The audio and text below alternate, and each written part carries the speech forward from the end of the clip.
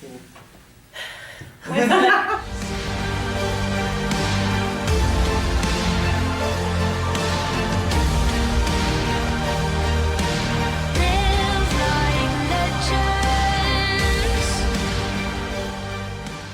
guys, I'm with Elizabeth Eulberg. Thanks Elizabeth for being here with me. Thank you. I'm very excited and nervous. How was Peru until now? It's great. I've been here less than 2 days, but I got to see some of the city yesterday, but more importantly, eat all of your wonderful food. Yeah, it's very delicious. You have tried ceviche? Yes, me gusta ceviche. Okay, so what's your favorite dish? What do I need to try? Rice with chicken. It's Okay. green rice. It's very delicious. I can't stop to to eat that. I want to know more about you for guys because they want to know about you, but like a reader because Yes. you just start like a reader and then you're a writer, right? Yes, I think you have to love to read in order to write. Yeah, I wouldn't understand, and you also need to read a lot in order to write. Yeah, I know you're very into music, and well, you're a publicist. I was, yes. Now Yeah. I'm a full-time writer. Yeah, and then you wrote, and I think that's very awesome, right? Because you had a process. Yes. And how was your process in your life? It took me a really long time to actually sit down and write. So I always say when someone comes up to me and says, I think I want to write or I have an idea for a book, I always say, just sit down and write. Because that's the only way a book's going to get written, and that sounds so silly. But I spent years convincing myself why I shouldn't write.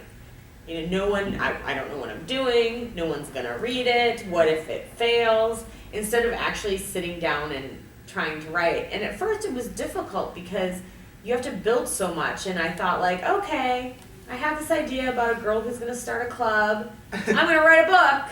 And then I sat down, I'm like, what's her name? Why would she? Like all these questions that I haven't thought about. And a lot about writing is thinking and preparing beforehand. Characters sometimes come to life, but then sometimes the funny thing is the character Diane in the Lonely Hearts Club, in the first book, after like draft 12 or something, I was like, Diane, you're just kind of boring. You're this like blonde cheerleader.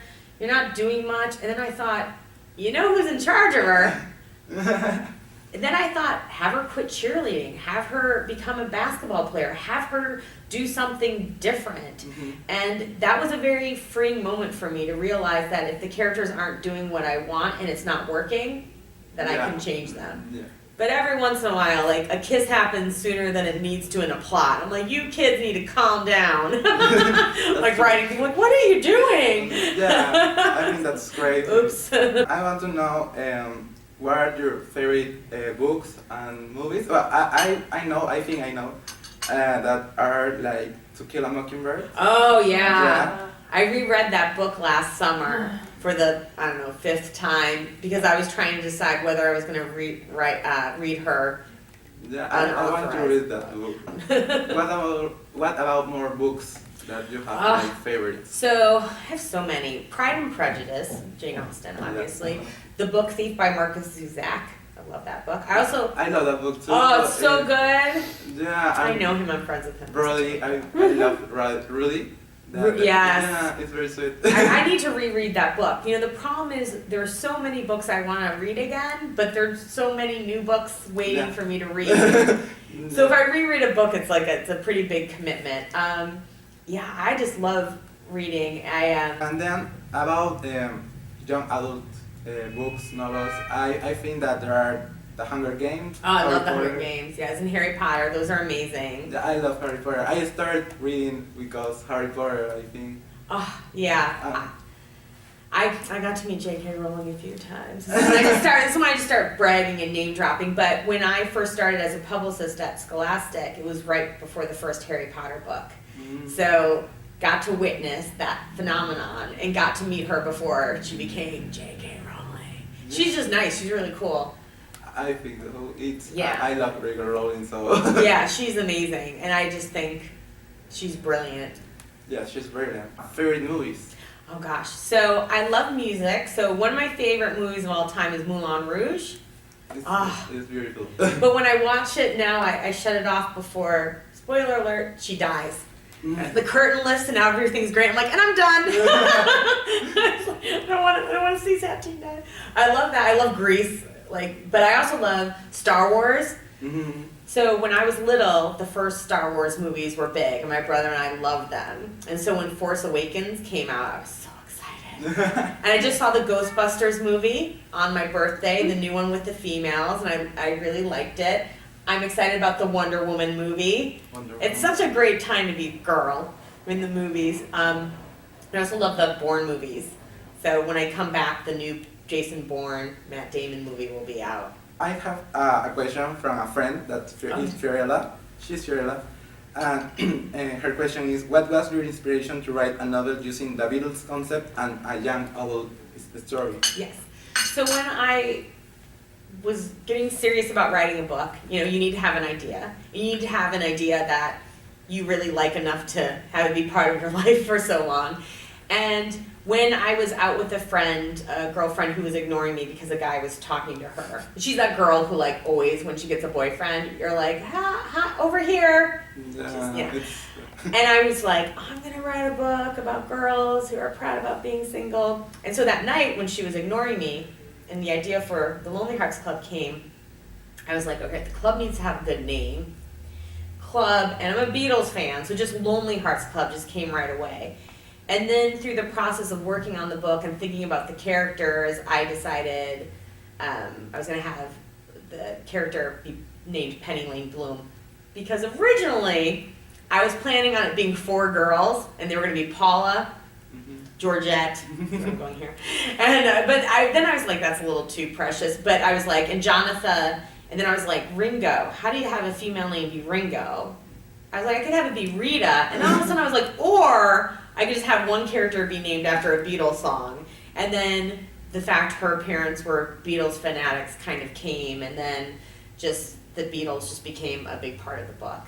Yeah, it's a very musical book, I think. Yeah. That's awesome because I think young people love music, so. Music changes so much, but the Beatles are forever. Yeah. So I'm always careful not to mention certain references to, oh, we just saw this fantastic new movie called Titanic. It's like, Yeah, about writing fantasy or science fiction stories? No, I just don't think I don't think I'd be good at the world building. And I have a lot of friends who do it and do it well. And I do read, I read mostly contemporary, realistic. But I do enjoy when it's done well. I have a friend who wrote this book called The Winner's Kiss.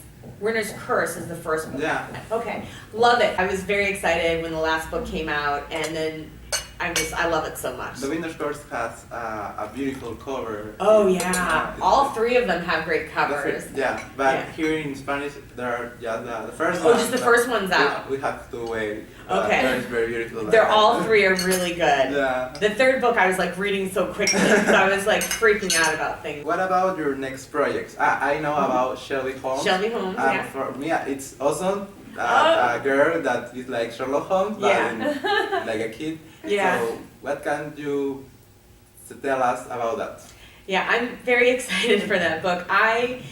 It's very different from what I've written because it's a mystery, so you have to plot out a mystery very well. She's crazy. She might be the funniest character I've written. She says things and I'm just like, oh goodness. But Watson is the one who tells the story. And so he's kind of like the heart, and he's the person who relates with people. And Shelby's just this crazy. Yeah. And I got the idea when I finally watched Sherlock. Well, you have to watch Sherlock. And I was like, oh, do I? And within the first 10 minutes, I was like, Benedict Cumberbatch plays Sherlock like a 10-year-old kid. Just how he is emotionally and how he interacts with people. Yeah. Just doesn't have the capacity to interact with people as an adult. And I was like, wow, and all of a sudden I thought, has anybody done a younger, female version? And then I was like, I gotta do that right now. I knew that it was gonna be only a matter of time before everybody was writing Sherlock. And there are a lot of young adult Sherlock stories in the US, but there hasn't been one. In order to finish this, I want to know if you had to choose one song to represent your experience in Peru, which would you choose? one song. Oh gosh. Definitely not walking on sunshine. I know. Although emotionally, that song "Walking on Sunshine" emotionally fits in. I'm trying to think of a song that's all about being happy. I like the angsty songs. You know what? I will do a Beatles song. I kind of want to do "Here Comes the Sun" because it's always about like it's gonna be all right and everything's great. No matter what you've been through, because I've been through a lot to get to this point, and like here I am. So I will do "Here Comes the Sun." I'm trying to think if they have any songs. Oh, or "She Loves You." No, I'm gonna do "She Loves You" because I love Peru. Oh, thank you. Look at That's that. very Got sweet. it. Well, Elizabeth, thank you very much Oh, for thank this you. opportunity. I'm very happy. I'm like very quiet now. Oh. I think I will see you at Yeah. 9. Yeah, I'll see you tomorrow. I'll see you tonight And tonight. and tomorrow. Yeah. Yes. You're Yeah. gonna be sick of me by the end. Chicos, esto ha sido todo por la entrevista con Elizabeth. Ella está aquí en Perú por la Feria del Libro, la 21ª feria, y es una súper oportunidad para nosotros que esté aquí porque casi no tenemos autores como que juveniles súper representativos en Perú y ahora como que se está abriendo esos horizontes. Así que ahora yo estoy muy emocionado y de nuevo muchas gracias. Oh, muchas gracias. Así que eso es todo. Chicos, ya, y perdonen mi inglés también porque... Oh no, mi español es muy malo. ¿O malo? Malo. Malo. See, right there. ¿Un blog? Ok. Oh. Chicos, acá estoy con Elizabeth. Hola. Acabo de entrevistarla y mira, es en todo rojo, pero ha salido todo bien. Y mañana es la presentación de Elizabeth, así que Elizabeth, puedes mandar saludos.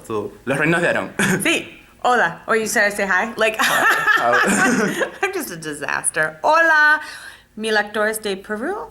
Estoy feliz to be here. Thank you very much. Oh, gracias. Gracias. Gracias. Bye.